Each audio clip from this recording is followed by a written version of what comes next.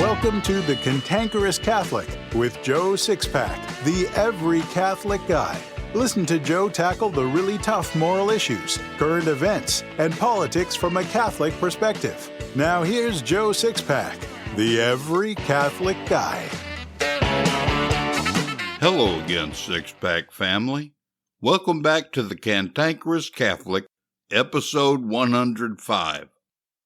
This episode is scheduled for release on January 6th, which promises to be one of the biggest days in American history because Congress battles it out to decide if President Trump occupies the White House for another 4 years or if Biden completes the theft of the presidency.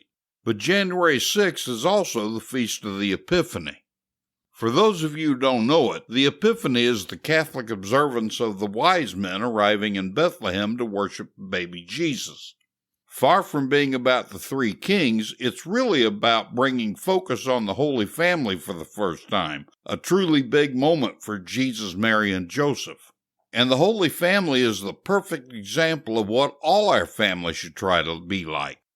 An unfortunate reality is that the family has been under attack for decades. But the attacks revved up in a big way during 2020, and I believe we'll see familial persecutions become worse this year. We can't expect the government to stop this, even if Trump remains president. Hell, the government's one of the biggest enemies of the family. We have to fight harder than ever to preserve our families, our domestic churches. And the greatest defender and weapon we possess is God Himself in His Eucharistic form. The whole reason this apostolate exists is for you, for the sake of your souls. I not only do the Cantankerous Catholic podcast, but I also offer a free email course through joesixpackanswers.com and offer a free webinar series called Sharing the Catholic Faith. I do everything I can for the benefit of souls, reaching out to both practicing Catholics, lapsed Catholics, and non-Catholics. As Raymond Leo Cardinal Burke told me, you receive the faith freely, share it with others freely. So I work alone and I do everything I can afford to do without cost to you.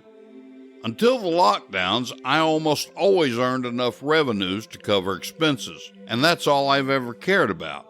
Since the China virus lockdowns, I've had to face some pretty tough financial realities. During the lockdowns, my revenues were decimated, and I've had to pay expenses out of my pocket. Mrs. Sixpack and I live solely on our Social Security, which is very little.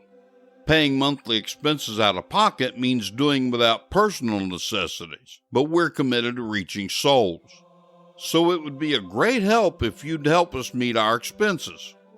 Therefore, I've decided that every January, April, July, and October, I'm going to ask you to help me help souls.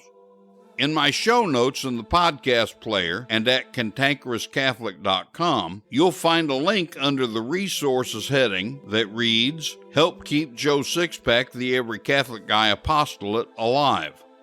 Please click on that link to give to the apostolate, and please check the box to make it a recurring gift if you can. The gift page will say Cassock Media, LLC. And I thank you in advance for your generosity. Oh, and be assured that you'll be remembered in my daily hour of reparation and rosary.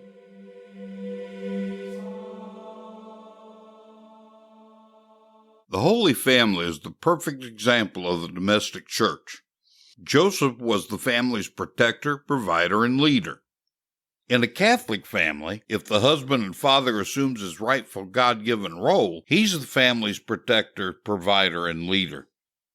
Mary was the family's nurturer and the glue that held the family together by taking care of her son, her husband, and her home. In a modern Catholic family, if the wife and mother assumes her rightful God-given role, she's the family's nurturer and the glue that holds their family together by taking care of her children, her husband, and her home. Of course, Jesus was who He is, God. None of us have a child who is God, but as parents, it's our job to see to it that our children are taught to imitate Jesus as much as possible, teaching them this right along with teaching them how to walk and talk.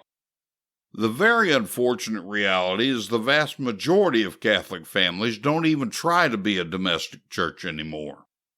Once Satan's human forces laid the foundation for the destruction of the family, we actually became the willing tools of evil to destroy our own families. Dads abdicated their role as the family's protector, provider, and leader by just pretty much allowing their wives and children to do their own thing and not taking responsibility for anything except putting food on the table and blow money on man toys, which reduces his familial role to making 1 or 2 babies and calling it a day. Moms have abdicated their role as the family's nurturer and the glue that holds the family together by taking care of her children, her husband, and her home. Modern Catholic moms don't appear any different than other women in the world. They use artificial birth control so they can pursue careers and enjoy their jewelry, pretty clothes, iPhones, independence from their husbands, and actually doing no more than the minimum to care for their husbands, children, and home. Why in the hell do you think the Catholic divorce rate is as high as everyone else's in the world? If we don't nurture the domestic church as it's intended, how can we expect to be anything other than selfish and narcissistic in the way we live? We've been destroying and will continue to destroy our families until we take a stand and say that's enough. And we've got to do this by changing all our attitudes and utilizing our greatest, most perfect weapon, the Eucharist. There's a problem there we have to overcome first. One of the biggest casualties of 2020 was Mass attendance. Most Catholics haven't realized for decades that Sunday Mass attendance is obligatory under pain of mortal sin. Add to that the fact that Masses were televised and live-streamed over the internet, then Catholics suddenly discovered that they could stay home in their pajamas and watch Mass while eating breakfast. That Catholics could reach this point comes from a group of Marxist bishops watering down the faith until it's no different than Protestantism, going out of their way to make Catholicism irrelevant, and telling their flocks they're all going to heaven anyway. In actuality, what these evil men have done is they've helped to condemn the majority of their laity to hell for all eternity. If Catholics knew the origins of the Mass, as the Sixpack family knows because I've taught you in previous episodes, they'd never miss a single Sunday. Because Catholics see no relevance to the Mass, according to several polls, 74% of Catholics don't believe in the real presence of Christ in the Holy Eucharist. That's why I've spent so much time teaching about it in previous episodes as well. And our belief in and promotion of the Eucharist is how we can and will turn things around in the Catholic Church and our nation. I'm just a teacher of the faith. I can't do any more than what I do. But when God does something like re-educate the world on the Eucharist, He does it in a really grand way. And one such grand display by God began last October. There was a beatification of a boy named Carlo Actuis. Carlo was only 15 years old when he died in 2006. He's best known for one quote, "To always be close to Jesus, that's my life's plan." Carlo was what most of us would call a computer geek.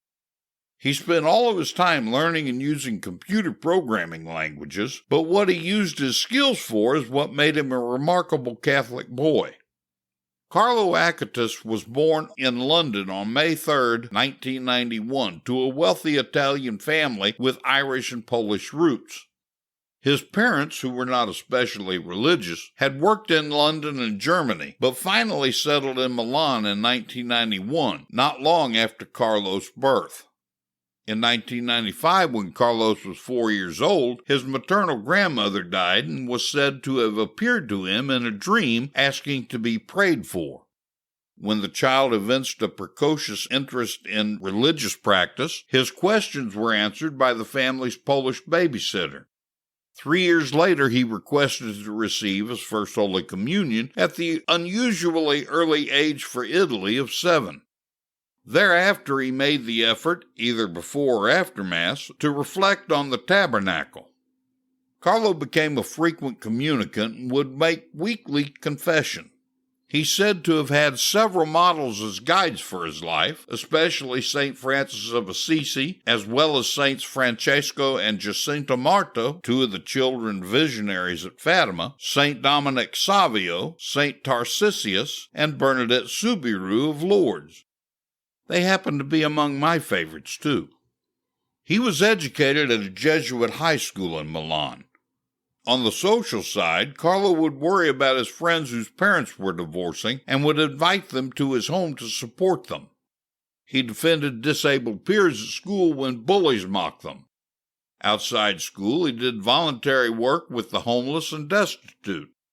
He also liked films, comic editing, and playing PlayStation. He was just an ordinary boy. Those around him considered him a computer geek on account of his passion and skill with computers and the internet. Carlo applied himself to creating a website dedicated to cataloging each reported Eucharistic miracle in the world. He completed this in 2005, having started compiling the catalog at the age of 11. He admired the use of the media to evangelize and proclaim the gospel, and aimed to do so with the website he had created. It was on the website that he said, "The more Eucharist we receive, the more we will become like Jesus, so that on earth we will have a foretaste of heaven."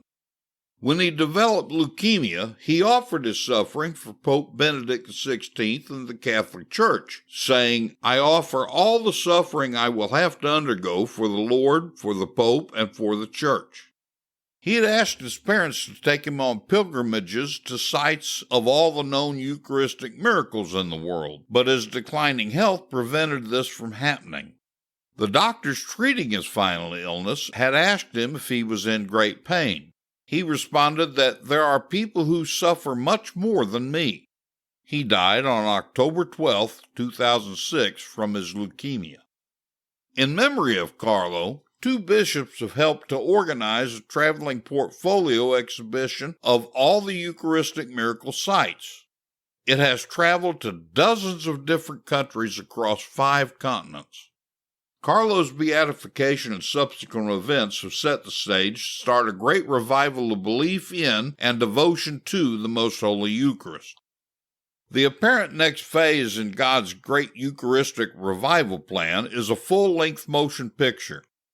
Unlike the low-budget movies we're accustomed to seeing for films of this genre, this film is being produced by 3 Oscar-winning men. They're bringing in teams from the Disney Studios and Lucasfilms. The name of the movie is simply Eucharistic Miracles. Angelo Libutti, a storyboard artist and member of several Oscar-winning teams, explained to Church Militant, "First, we need many prayers and fasting because definitely Christ's enemy is trying to obstruct this project big time. This is a chance for all of us to give glory to God in a movie that can be our love letter of thanks for what Jesus did for us by becoming a man and by taking our sins upon himself," he said. As a great theologian beautifully said, "Christ paid a debt he didn't own because we had a debt we couldn't pay," Libutti added. Libutti said, "The budget we put together is super tight. None of us gets paid. I'm working 24/7 wearing many hats to keep costs low, and we can't expect everyone to love the Eucharist as we do. Fortunately, a few theologians approached us with the same love and zeal.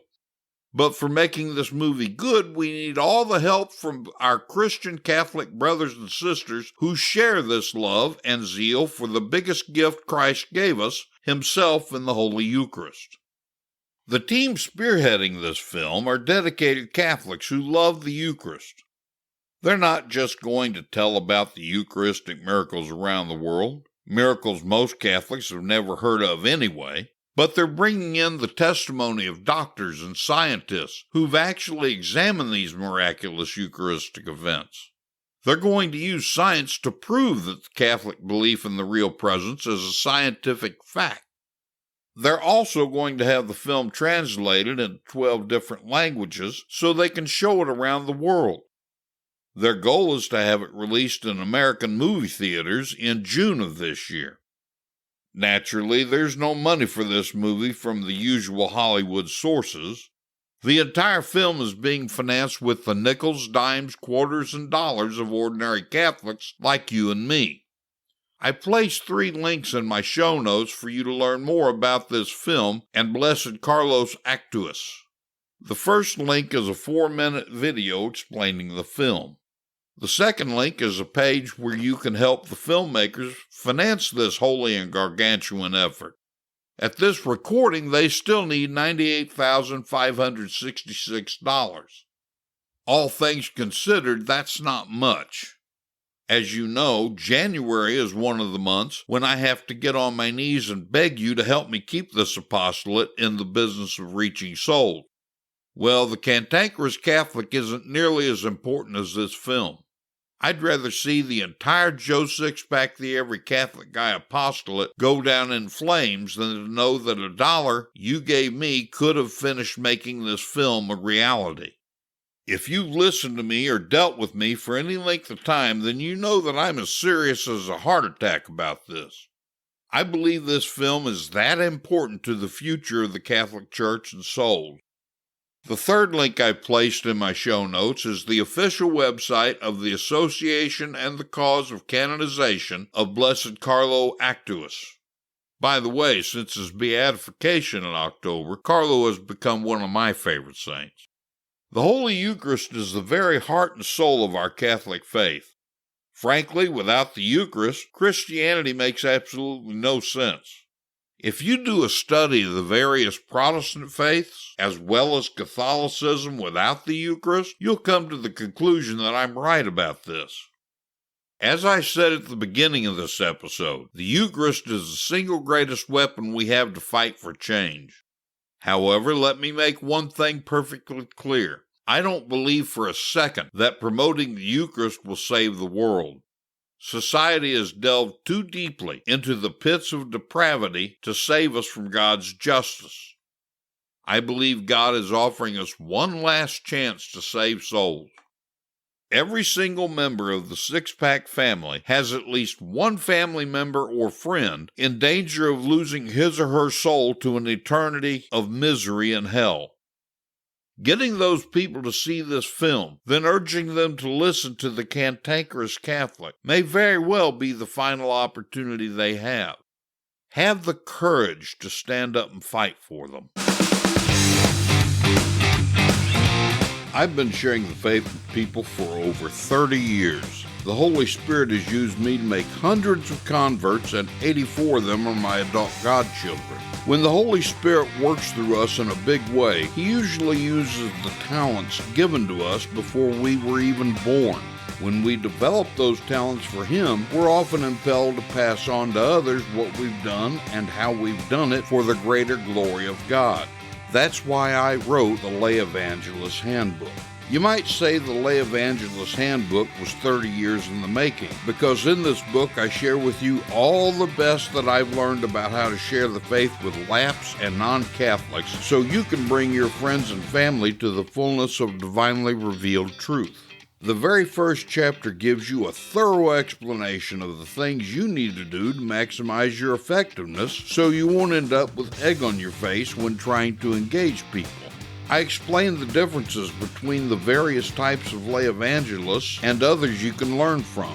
I even talk about some statistics that should help give you a real sense of urgency for sharing the faith. Then I get to the step-by-step process for sharing the faith.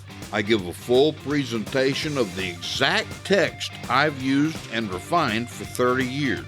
I tell you what to do, what to say, and how to do and say it, while leaving room for you to work in your own personality and make these techniques your own. There's no other book like this on the market. So get your print or ebook copy of the Lay Evangelist Handbook today. It's available in print on CantankerousCatholic.com or in print and ebook on Amazon and Barnes & Noble.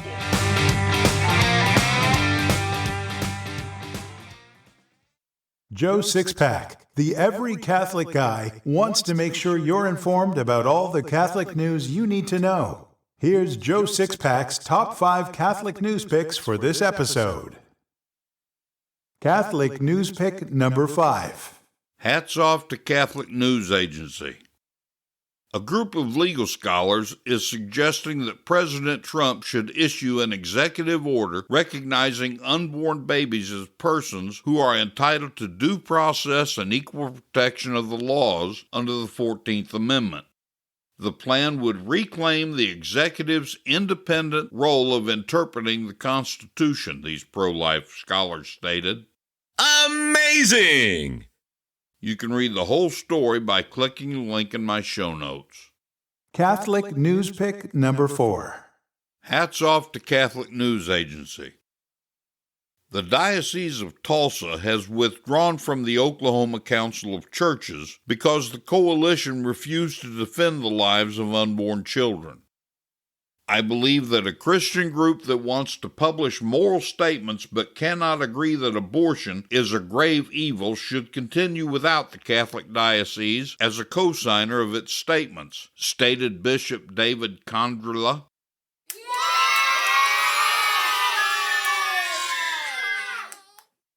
You can read the whole story by clicking the link in my show notes.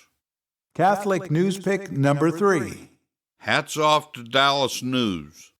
A federal appeals court ruled that Texas and Louisiana can cut off funding to Planned Parenthood clinics, reversing earlier decisions stemming from legal battles over abortion. Yee-haw! You can read the whole story by clicking the link in my show notes. Catholic News Pick number 2. Hats off to the Hill.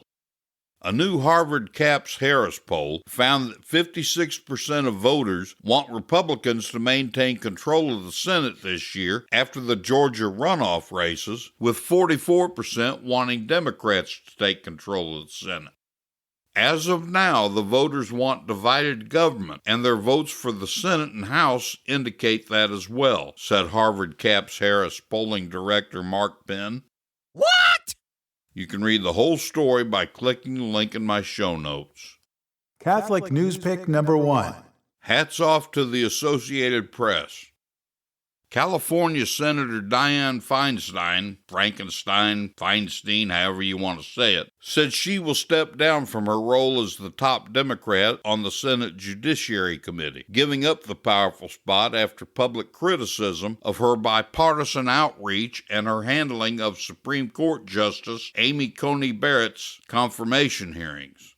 That's what I'm talking about. You can read the whole story by clicking the link in my show notes.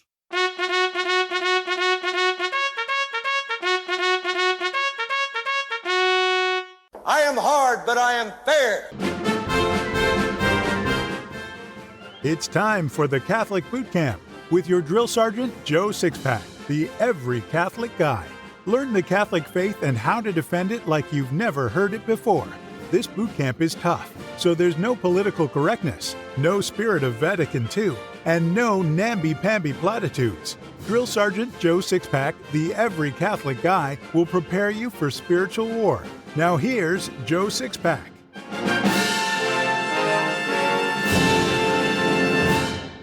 A Polish noblewoman, Catherine, was the wife of Prince John Wasa of Sweden.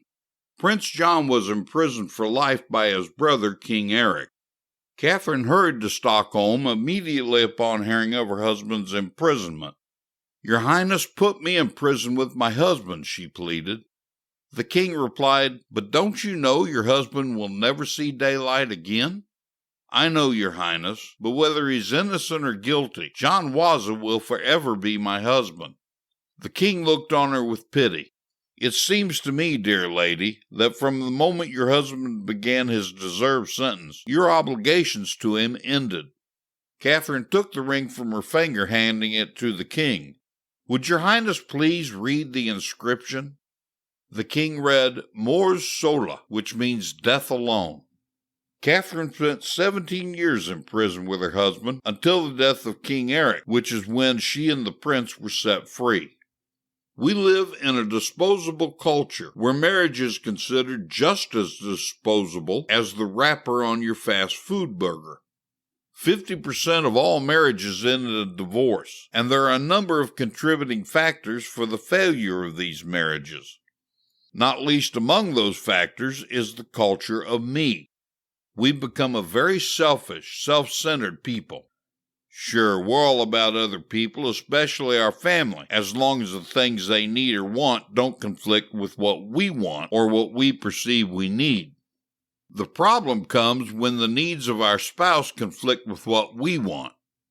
Princess Catherine obviously had a good and healthy view of the selfless love needed in marriage, and that can come only through the sacramental graces of holy matrimony, the sacrament instituted by Christ which unites for life a baptized man and a baptized woman for the purpose of fulfilling their lawful responsibilities to God.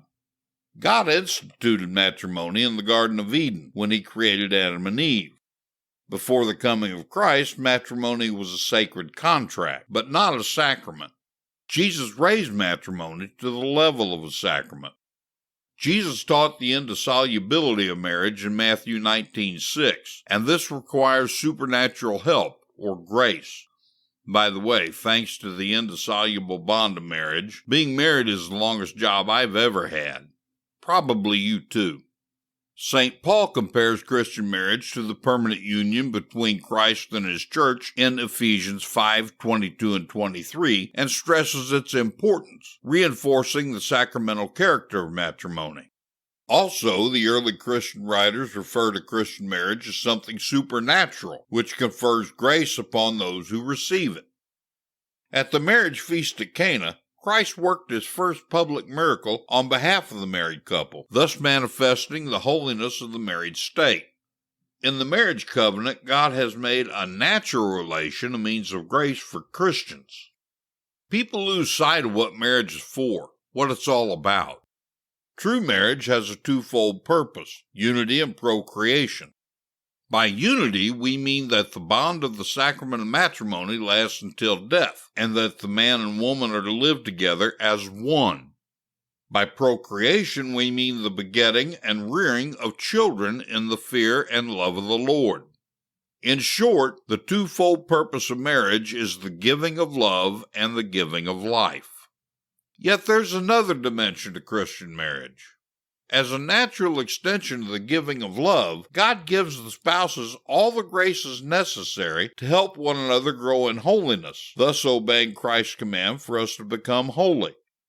Just as children produced in the matrimonial bond are a manifestation of marital love, so too is the positive response to God's graces by parents to help their children become holy, a manifestation of that love.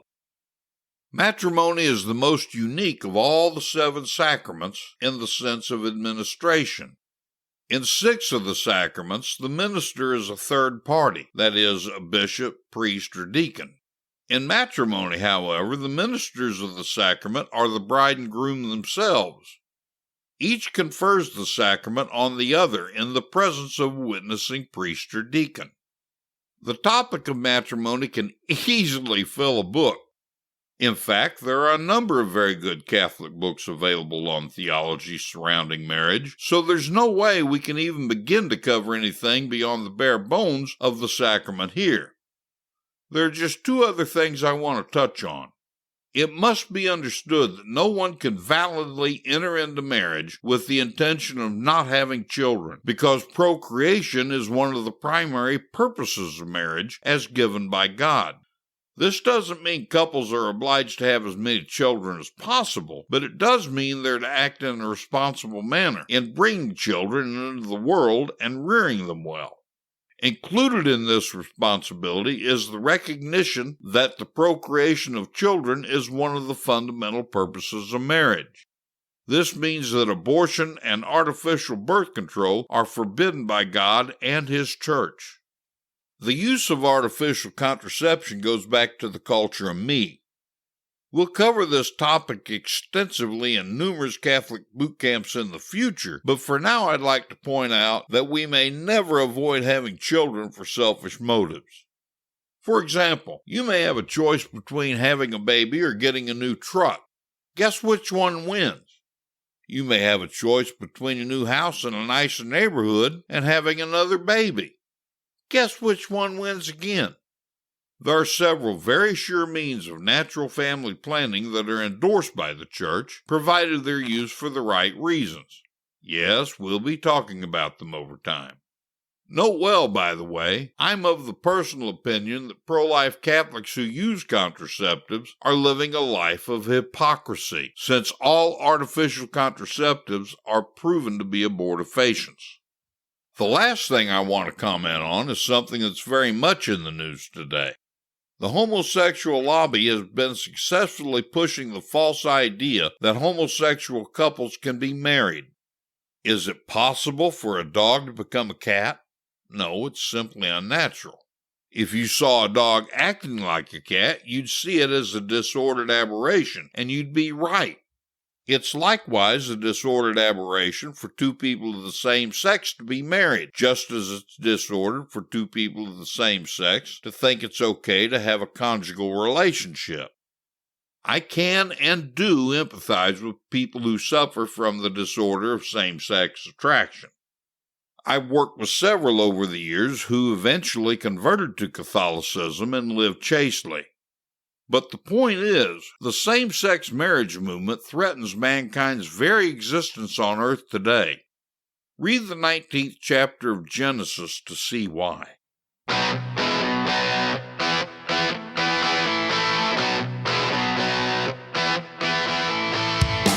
Do you have an apostolate you'd like other Catholics to learn about? Maybe you have an e-commerce business and you want to build sales while supporting a Holy Orthodox apostolate. Whatever you want to advertise, the Cantankerous Catholic is your portal to success. The Cantankerous Catholic isn't even a year into broadcasting its weekly shows, and we're already listened to in 16 countries, all 50 states, and 101 major cities throughout the U.S. and Canada. Our listener demographics are the most sought after for advertisers. The Cantankerous Catholic avatar is 53% men and 47% women ages 18 to 34. The show's average growth rate through 2019 was 24% per week, and our listeners are Orthodox Catholics who reject heterodox Catholic positions and political correctness. Relative to other podcasts and online advertising, our rates are extremely cost-effective and inexpensive. You can advertise in each show's show notes, in the recorded episode itself, our weekly newsletter that announces each new episode, all of these media together, or in any combination. So contact us today by filling out the form on the sponsor kit page at cantankerouscatholic.com or email Joe Sixpack, the Every Catholic Guy, directly at joe@cantankerouscatholic.com to learn how you can begin driving traffic to whatever you want to promote while helping to support a worthy, orthodox, and hard-hitting apostolate.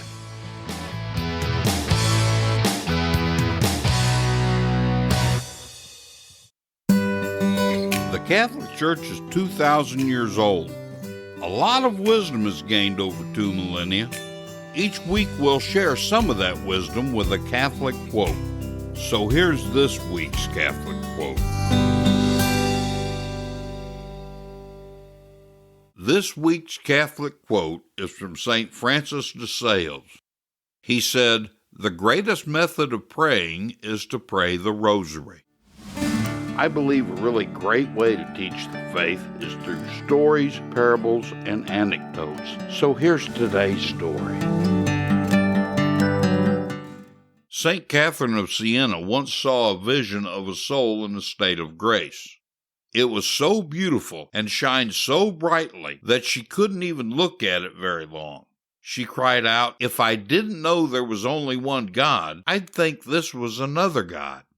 When she told her confessor about the vision, he asked her to describe it. The only thing she could say was, "There's nothing in this world that can give you the smallest idea of what I've seen. If you could only see a soul in a state of grace, you'd sacrifice your life 100 times for its salvation." After her vision, St. Catherine asked the angel who was with her what made that soul so beautiful. He answered, "It's the image and likeness of God dwelling in the soul by sanctifying grace that makes the soul so beautiful." Sanctifying grace makes your soul holy and pleasing to God because God gives you His own divine life and those virtues that make you more pleasing to Him. They're the virtues that you see in Jesus in His life on earth. By sanctifying grace, God gives you some of His own beauty and goodness. That's the reason why you should always remain in a state of grace. Every Catholic needs to be listening to the Cantankerous Catholic, because this show will help you to learn to navigate through these tumultuous times, as well as learn, understand, and live our Catholic faith better. You can help other Catholics find the Cantankerous Catholic much easier by leaving a review of this show at Apple Podcasts, Stitcher, Spotify, Google Podcasts, or wherever you get your podcasts. Reviews cause the podcasting platforms to show the Cantankerous Catholic more often, and I thank you in advance for leaving. This has been the Cantankerous Catholic with Joe Sixpack, the Every Catholic Guy.